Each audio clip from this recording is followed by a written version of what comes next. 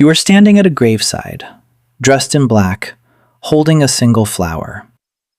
Somewhere nearby, a small group is gathered in silence, waiting for the coffin to be lowered into the ground. You have probably done this before, or you will at some point in your life. It feels like one of the most natural, obvious things a person can do for someone they have lost. Dig a hole, place the body inside, cover it, mark the spot. You do not question it. But here is what almost nobody thinks about while standing at that graveside. Why do we do this at all? Why did a species that once simply left its dead behind, the way every other animal does, start digging holes in the ground and treating the act of burial as something sacred? Let us go back to the very beginning of this ritual, as far back as the evidence allows. The earliest confirmed intentional human burials come from two caves in what is now northern Israel, Qafzeh and Skhul, dated to roughly 100,000 years ago. At Qafzeh, archaeologists uncovered the remains of at least 15 individuals, some alongside 71 pieces of red ochre, a mineral pigment with no practical survival use, found placed near the bones in a way that strongly suggests ritual application. In one particularly striking case, a young child was buried with the antlers of a fallow deer laid deliberately across the pelvis. At Skhul, nearby, one adult was interred cradling the jaw of a wild boar in his arms, one of the oldest known burial offerings ever recorded. These were not accidental deaths left where they fell. These were bodies positioned with intention, and objects placed with them that served no purpose except meaning. Modern humans were not the only ones doing this. Neanderthals, a separate but closely related hominin species, were burying their dead as well, at sites like Shanidar Cave in modern-day Iraq, with burials dating between roughly 35,000 and 65,000 years ago.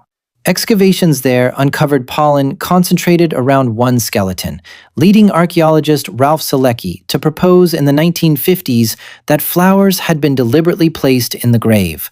That theory remains debated today, since pollen can enter a burial site through natural means as well, but the broader pattern at Shanidar, carefully positioned bodies, repeated burial locations, evidence of social care for the injured and elderly, points towards something beyond simple disposal. Even earlier still, at a site called Sima de los Huesos in northern Spain, dated to an astonishing 430,000 years ago, researchers found a mass accumulation of hominin remains at the bottom of a deep vertical shaft. Some scientists interpret this as deliberate, repeated disposal of bodies, long before anything resembling formal burial existed, suggesting the impulse to do something specific with the dead may be far older than modern humans themselves. So why did this happen at all?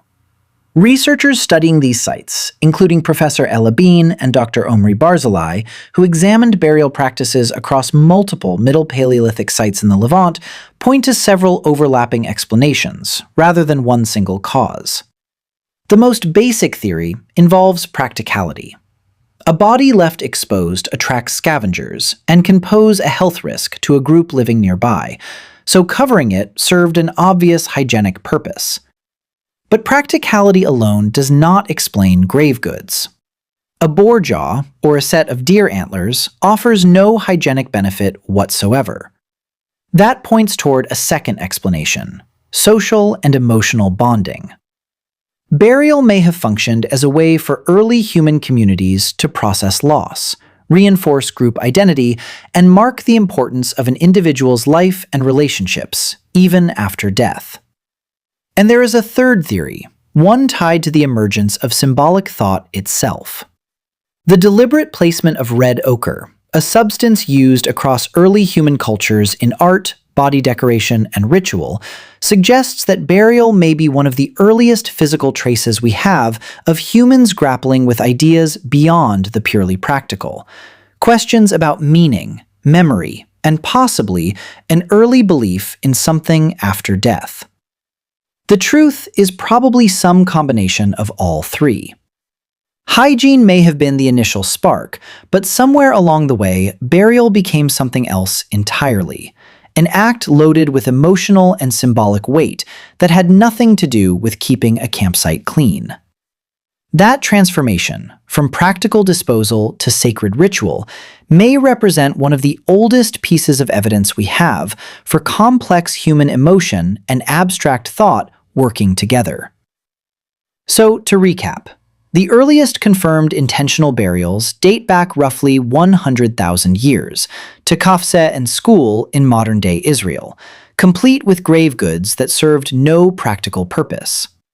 Neanderthals were doing something similar tens of thousands of years later at sites like Shanidar Cave, and evidence at Sima de los Huesos in Spain hints the impulse may stretch back over 400,000 years.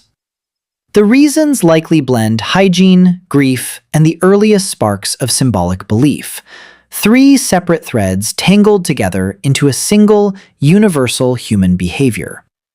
So the next time you find yourself at a graveside, holding a flower, standing in silence, remember that you are taking part in one of the oldest continuous rituals our species has ever practiced.